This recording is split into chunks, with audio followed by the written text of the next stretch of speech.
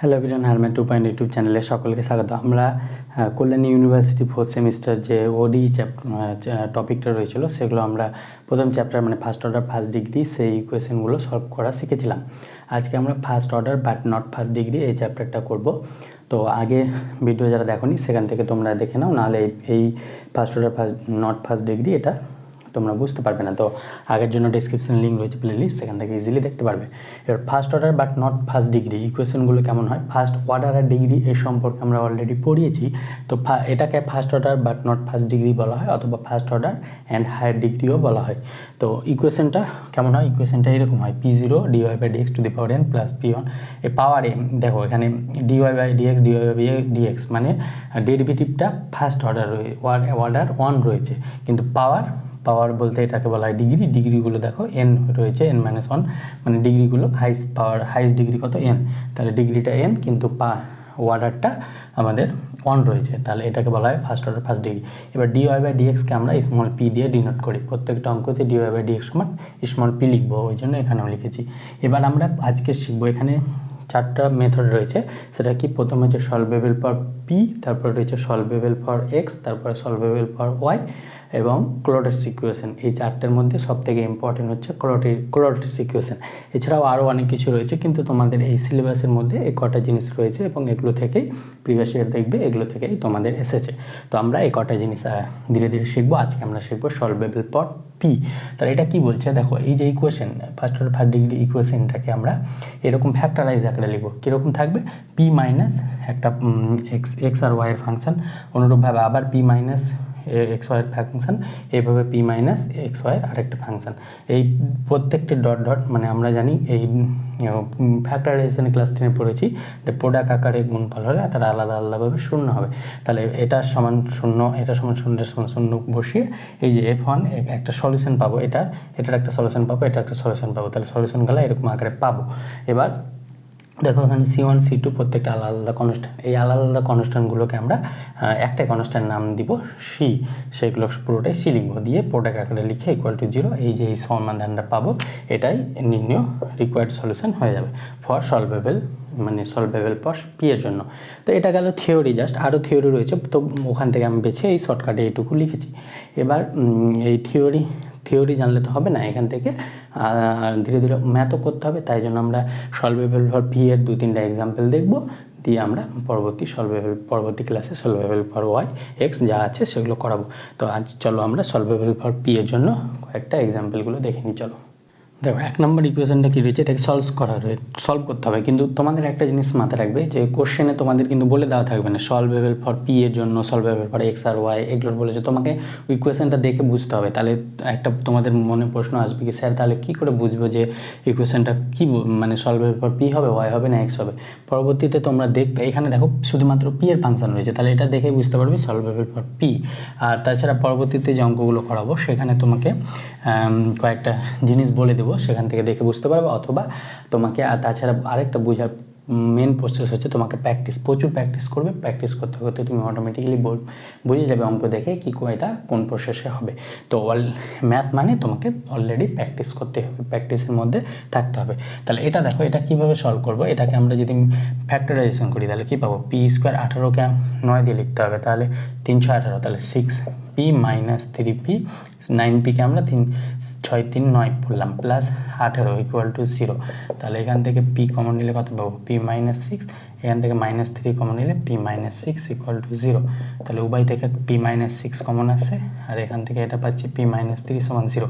তাহলে একবার কি পাবো, p মাইনাস 6 =0, আর একবার কি পাবো, p মাইনাস 3 =0।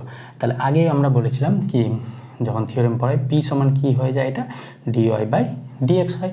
এটা আমরা অলরেডি আগে থিওরেমে বললাম। তাহলে p এর জায়গায় আমরা কি লিখবো, dy/dx মাইনাস 6 =0। অনুরূপভাবে এখানেও dy/dx মাইনাস 3 =0। তাহলে এখান থেকে আমরা dy/dx সমান কত পাবো, 6। তাহলে dy = 6 dx। তাহলে উভয় পক্ষকে যদি ইন্টিগ্রেশন করি, তাহলে ইন্টিগ্রেশন করলে এটা কি পাবো, y সমান 6x প্লাস c1। অনুরূপভাবে এখান থেকে dy/dx সমান 3 পাবো, তাহলে এখান থেকে dy সমান 3 dx পাবো। dy সমান 3dx। তাহলে উভয় পক্ষে যদি এখানে ইন্টিগ্রেশন করি তাহলে এখানে ইন্টিগ্রেশন করলে কত পাবো y equal to 3x plus c2 by integration by এখানে লিখবে ইন্টিগ্রেশন বোথ সাইড, এখানে লিখে নেবে ইন্টিগ্রেশন বোথ সাইড। তাহলে এখান থেকে কী পাবো y minus 6x minus c1 equal to 0, এখান থেকে কী পাবো y minus 3x minus c2 equal to 0। তাহলে এখানে দেখো c1 c2 দুটো কনস্ট্যান্ট পাচ্ছি, তাহলে সলিউশনটা কী হবে? Therefore the required solution is, এই দুটোর প্রোডাক্ট হয়ে যাবে y minus 6x minus c into y minus 3x minus c equal to 0। তাহলে এটা আমাদের অ্যান্সার হয়ে গেল। আর এখানে একবার লিখে নেব we choose c1 equal to c2 equal to c। আমরা কনস্ট্যান্টটা যে আরবিটারি যে কনস্ট্যান্টগুলো পাচ্ছিলাম, আর এখানে একটা লিখে নেবে c1 c2 আর আরবিটারি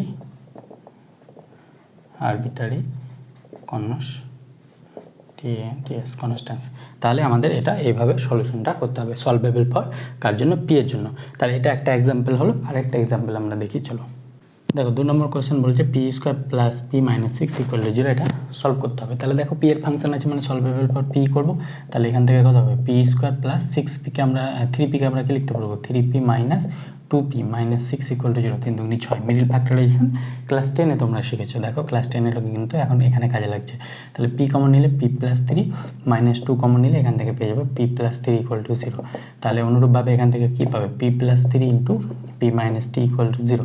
তাহলে একটা কী পাবে? p প্লাস 3 ইকুয়াল টু 0, আর একটা কী পাবে? p minus 2 equal to 0। এবার আমরা p সমান কী বলে নিলাম? dy by dx। তাহলে dy by dx plus 3 equal to 0, এখান থেকে dy by dx minus 2 equal to 0। তাহলে এখান থেকে dy equal to minus 3dx, আর এখান থেকে dy ইকুয়াল টু 2dx। 2টা ওদিকে নিয়ে গেলাম আর dx দিয়ে মাল্টিপ্লাই করলাম। তাহলে ইন্টিগ্রেশন যদি করি, তাহলে ইন্টিগ্রেশন করলে কি পাবো? dy এর জন্য y minus 3x plus c1, এখানে y, এখানে আমি যদি ইন্টিগ্রেশন করি তাহলে এখানে y 2x প্লাস c2। তাহলে এখান থেকে পেয়ে যাবো y minus 2x minus c2 equal to 0, এখান থেকে পেয়ে যাবো y plus 3x minus c1 equal to 0। তাহলে রিকোয়ার্ড সলিউশনটা কী হয়ে যাবে? Therefore the required solution is, required সলিউশনটা আমরা কী পাবো? y plus 3x minus c into y minus 2x minus c equal to 0, where c1 equal to c2 equal to c। বাস আমাদের সলিউশন হয়ে গেল। তাহলে আশা করি আমরা সলভেবল ফর পিটা শিখতে পারলাম। নেক্সট আরেকটা আমরা অঙ্ক করি, চলো। তো 3 নম্বর এটা বলছে সলভ পি স্কোয়ার মাইনাস এটা সমান 0। তাহলে এখানে দেখো পি এর সাথে এক্স এর ফাংশন রয়েছে, কিন্তু এক্স এর ই টু দি পাওয়ার এক্স আছে। তাহলে এটাকে সলভেবল ফর পি আকারেই করতে হবে। তাহলে সলভেবল ফর পি আকারে যদি করি তাহলে এখান থেকে এটা সাজায়, তাহলে পি স্কোয়ার মাইনাস এটাকে ভাঙলে কত পাবো? P two the power x plus minus P two the power minus x plus 1 সমান 0।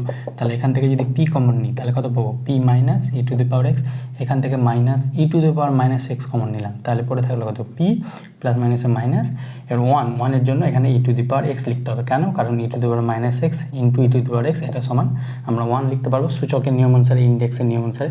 তাহলে এটা সমান কত হবে? 0। তাহলে এখান থেকে P minus E to the power x, P minus E to the power x common গেল, আর পরে থাকলো কত? P minus E to the power minus X সমান 0। তাহলে এবার প্রোডাক্ট আকারে 0 পেয়ে গেছি, তার মানে P minus E to the power x এটা সমান 0 পাবো, আর একবার পাবো P minus E to the power minus X সমান 0। এবার পি এর জায়গায় আমরা কী লিখবো? dy by dx minus E to the power X সমান 0। পি এর জায়গায় কী লিখবো? এখানে dy by dx minus E to the power minus X সমান 0। তাহলে এখান থেকে কী পাবো? dy by dx equal to E to the power X, এখান থেকে পেয়ে যাবো dy by dx equal to E to the power minus x.